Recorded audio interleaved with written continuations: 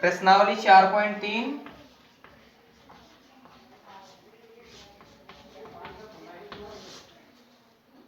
प्रश्न नंबर पहला, जिसके 2 क्वेश्चन हम हल कर चुके थे। थर्ड नंबर था y बराबर 3x।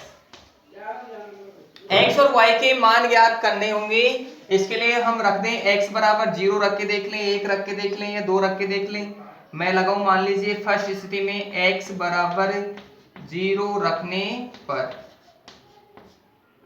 y बराबर 3 और 0 हमने रखा तो 3 को 0 के साथ गुणा किया तो 0। x बराबर 1 रखने पर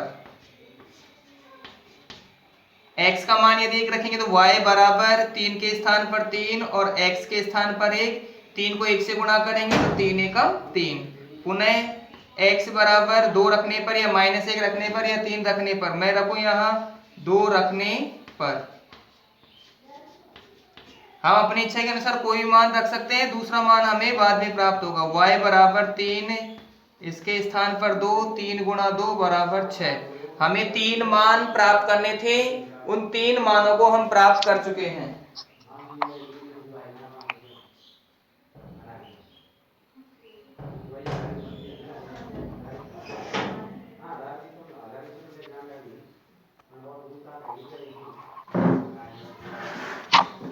अब आगे कंफर्मेशन। 3 मान प्राप्त होंगे, उन 3 मानों को हम एक सारणी बनाकर लिख सकते हैं।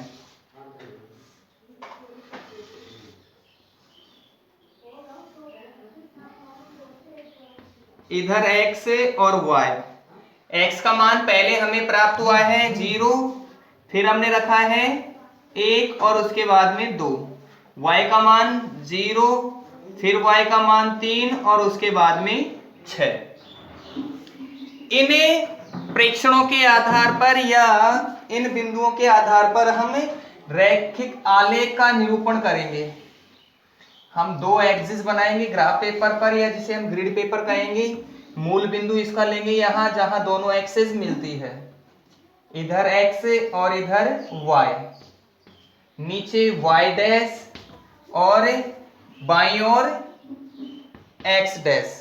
डैश वाली दोनों लाइनें ऋणात्मक होंगी और वास्तविक लाइनें धनात्मक होंगी। इन्हें हम लगाएंगे 1, 2, 3, 4, 5, 6, 7, क्योंकि हमारे पास सबसे बड़ी संख्या 6 प्राप्त हो रही है और 6 लाइनें हम आसानी से यहां क्रिएट कर सकते हैं। तो हमें लगाना था माना पैमाना। प्रत्येक क्वेश्चन में हमें इसका पैमाना करना होगा। माना पैमाना 1 सेंटीमीटर बराबर 1 इकाई। अगर सभी के लिए x और y दोनों अक्ष के लिए हम एक ही पैमाना लेते हैं तो हमें अक्ष लिखने की आवश्यकता ही नहीं है। इस तरफ ये ऋणात्मक में होगा -1, -2, -3, -4, -5 और -6। ऊपर 1, 2, 3, 4, 5, 6 और 7। इधर नीचे -1, -2, -3, -4, -5 और -6। अब हमें लगाना है 0 और 0। x और y दोनों अक्षों के लिए मान 0 प्राप्त हो रहा है, तो वो लगाना है जहां x और y दोनों 0 होंगी। x और y 0 मूल बिंदु पर होते हैं, अतः हमारा पहला बिंदु हो गया मूल बिंदु। उसके बाद में x के लिए 1 पर देखना है और y के लिए 3 पर देखना है। x हमें 1 प्राप्त हो रहा है यहां और y में 3 के सापेक्ष चलते जाएंगे तो हमें 3 यहां प्राप्त होगा। अगला x के लिए 2 और y के लिए 6। x के लिए 2 वाले बिंदु को आगे बढ़ाएंगे और y में 6 पर पहुंच जाएंगे। इस तरह हम इन्हें अपनी सुविधा के अनुसार a, b और c भी नाम दे सकते हैं। एक स्केल की सहायता से इन्हें बिल्कुल एक दूसरे के साथ मिला देंगे। वास्तव में जब हम इन्हें एक स्केल की सहायता से एक ग्रिड पेपर पर मिलाएंगे तो हमें एक सीधी रेखा प्राप्त होगी। सीधी रेखा प्राप्त होगी तो उस समय हमें ये आलेख प्राप्त हो रहा है y बराबर 3x के लिए। तो a का निर्देशांक हो गया 0 और 0, b के निर्देशांक है 1 और 3 और c के निर्देशांक होंगे 2 और 6। अगला क्वेश्चन है नंबर 4, 3 और इक्वलेंट 2x प्लस y। यहाँ y एक अकेला व्यंजक है, अतः 3 इधर के पक्ष में था, कोई चेंज नहीं हुआ। 2x को अगर इधर वाले पक्ष में लेकर जाएंगे तो ये माइनस का होगा। 3 माइनस 2x बराबर y। इसे हम y को भी उधर से इधर ले आए, इन्हें भी उधर से उधर ले आए, तो किसी प्रकार के चिन्ह पर कोई प्रभाव नहीं पड़ेगा, क्योंकि पक्षांतर हम इधर वालों का भी कर रहे हैं और उधर वालों का भी कर रहे हैं। या फिर सीधा मान लीजिए हम इसे इधर से पलटकर इधर लिखेंगे, y बराबर 3 माइनस 2x। अब यदि हम x बराबर 0 रखें, 1 रखें, 2 रखें, ठीक उसी तरीके से हमें फिर से मान क्रिएट करने हैं। x बराबर यानी मान जो हमें पहले रखना है वो इधर वाले व्यंजक में से रखना है। इधर वाले व्यंजक में जो आ रहा है उसका मान तो हमें बाद में स्वतः ही प्राप्त हो जाएगा। इधर वाले व्यंजक का मान हमें समीकरण में रख के नहीं देखना है। x बराबर 0 रखने पर y बराबर 3 माइनस 2 और x के स्थान पर 0। 3 में से 0 घटाने पर हमें 3 ही प्राप्त होगा। इसके बाद में पुनः हम रखें x बराबर 1 रखने पर x का मान 1 रखें तो y बराबर 3 माइनस 2 और x के स्थान पर 1 बराबर 3 माइनस 2 एकम 2। 3 में से 2 घटाने पर 1 प्राप्त होता है। अब की बार हम 2 रख लें। x बराबर 2 रखने पर x का मान यदि 2 रखा जाता है तो फिर y बराबर 3 माइनस 2 और x के स्थान पर 2 बराबर 3 माइनस 2 दूनी के 4। 3 में से 4 घटाना संभव नहीं है, हम 4 में से 3 घटाते हैं, संक्रिया उल्टी करते हैं, इसलिए हम ऋणात्मक चिन्ह का प्रयोग करते हैं। वही हमें 3 बिंदु प्राप्त हो गए।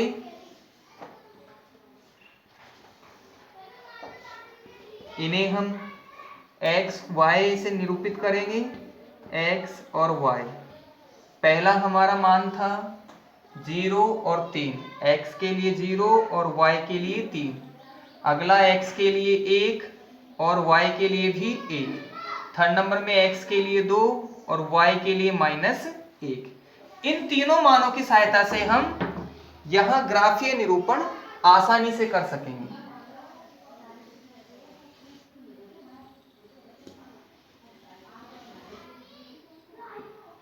मूल बिंदु निर्देशांक जिसके 0 और 0, इधर x अक्ष, ऊपर y अक्ष, बाईं ओर x डैश जो कि ऋणात्मक होगा और नीचे की ओर y डैश ये भी ऋणात्मक होगा। 1 2 3 4 5 6, इधर 1 2 3 4 5 और ये 6, -1 -2 -3 -4 और -5। इसी तरह इधर भी हमें -1 -2 -3 -4 और -5, हमने एक व्यंजक का ही एक अंक का ही प्रयोग किया है। हमारे पास सबसे बड़ी संख्या 6 तक ही है और यहां जब ग्राफ में हमें हल करना है तो ग्राफ में सबसे बड़ा अंक 3 है, अतः हम लगाएं माना पैमाना। 1 सेंटीमीटर बराबर 1 इकाई, क्योंकि 1 इकाई x के लिए लिया गया है और 1 इकाई ही y के लिए लिया गया है। पहले हम लगाते हैं 0 और 3। x का मान 0 और y का मान 3, इसका अर्थ है x की तरफ नहीं बढ़ेंगे। x के लिए तो केवल मूल बिंदु होगा और y के लिए 3 पर होगा। x के लिए मूल बिंदु तो यही रहेगा, y के लिए 3, इसका अर्थ है कि ये y अक्ष पर होगा। बिंदु नंबर ए, फर्स्ट बिंदु। दूसरा है 1 और 1, x के लिए भी 1 और y के लिए भी 1, दोनों यहां पर मिलते हैं, हमने इसे नाम दे दिया b। तीसरा है 2 और -1, 2x के लिए और -1 y के लिए, जहां पर ये मिलेंगे हमने बिंदु C नाम देंगे। इन्हें एक दूसरे के साथ मिला देंगे प्रकार और पटरे की सहायता, स्केल और पेंसिल की सहायता से। ए बिंदु के निर्देशांक हमें प्राप्त थे 0 और 3। बी बिंदु के निर्देशांक थे 1 और 1, और सी के निर्देशांक प्राप्त थे हमें 2 और -1। और इसे लिखा जा सकता है 3 बराबर 2x प्लस वाई। इस अक्ष को लिखा जा सकता है 3 बराबर 2x प्लस वाई, जो हमें एक सरल रेखा प्राप्त होती है। सेकंड नंबर क्वेश्चन है, बिंदु 2 और 14 से होकर जाने वाली 14 से होकर जाने वाली दो रेखाओं के समीकरण लिखिए।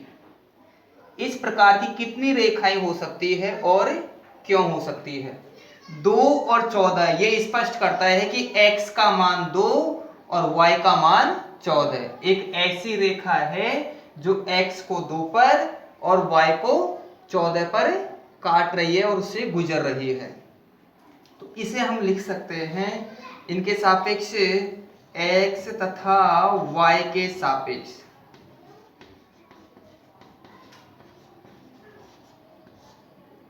x तथा y के सापेक्ष यदि हम इन दोनों को जोड़ते हैं तो 2 और 14 योगफल होता है हमारे पास 16। तो लिखूं यहां 2x प्लस 14y बराबर 16। ये तो स्थिति नंबर 1 होगी।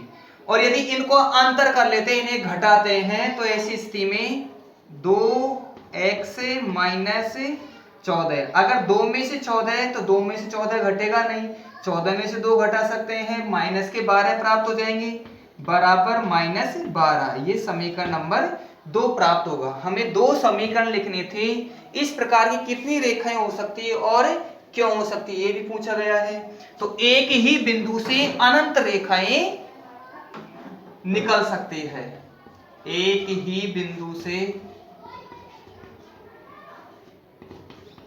बिंदु से ऐसी अनंत रेखाएं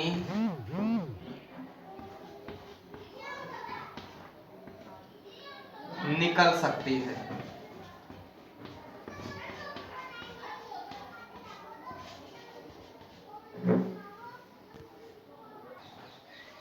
अगला क्वेश्चन है, यदि बिंदु 3, 4, प्रश्न नंबर 3 में बिंदु 3, 4 प्रदर्शित करता है, x का मान यहां 3 है और y का मान 4 है। समीकरण 3y बिंदु दे रखा है और समीकरण हमें दिया गया है जैसा क्वेश्चन में स्पष्ट है, 3y बराबर ax प्लस 7 के आलेख पर स्थित है और ये आलेख पर है।